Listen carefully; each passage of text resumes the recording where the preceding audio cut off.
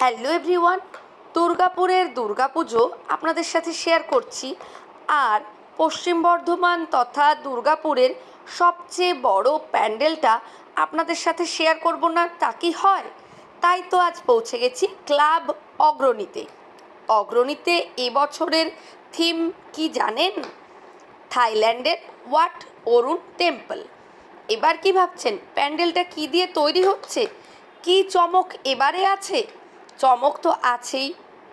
বড় বড় শীটের ওপরে শামুক, ঝিনুক, বিভিন্ন ধরনের সামুদ্রিক শেল পেস্টিং করে করে কারিগর ভাইয়েরা তাদের নিপুণ হাতে তৈরি করছে এই প্যান্ডেলটা কাছ থেকে দেখলে আরও ভালো করে বুঝতে পারবেন। আর সবচেয়ে বড় কথা, এখনও কিন্তু একটাও লাইটিং লাগেনি। তো তাতেই যদি এত সুন্দর চমকপ্রদ লাগে এই প্যান্ডেলটা, আমি শুধু ভাবছি যেদিন উদ্বোধন হবে লাইটিং লাগার পরে প্যান্ডেলটা দেখতে কি সুন্দর না লাগবে। ভিড় কি সাধে হয়? আমরা সবসময় বলি বড় বড় প্যান্ডেলে ভিড় প্রচুর হয়, ভিড় তো হবেই। ঠাকুর দেখতে বেরিয়ে এত সুন্দর প্যান্ডেল দেখলে সবাই আমরা চাই একটুখানি সেলফি তুলতে, একটুখানি প্যান্ডেলটার ফটো তুলতে।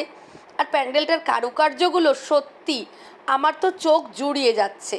আপনারা যখন কাছ থেকে দেখতে পারবেন তখন বুঝতে পারবেন। এই দেখুন সেই বড় বড় শীট, এই শীটের উপরেই কারিগর ভাইরা ছোট্ট ছোট্ট শামুক, ঝিনুক পেস্টিং করে করে এই এত বড় থাইল্যান্ডের ওয়াট অরুণ টেম্পলটা তৈরি করছে।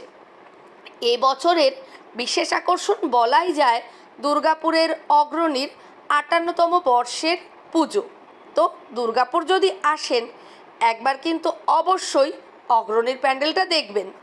জানি অনেকেই বলেন প্রচুর ভিড়।